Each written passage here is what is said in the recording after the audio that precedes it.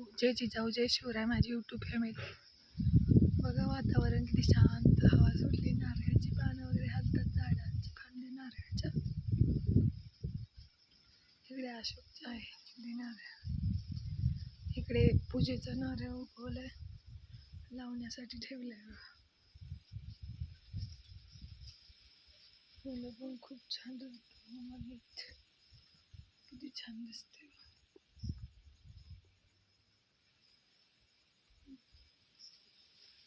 झाड छोटे आहे पण फुलं खूप त्याला लागली बहरली या दिवसात.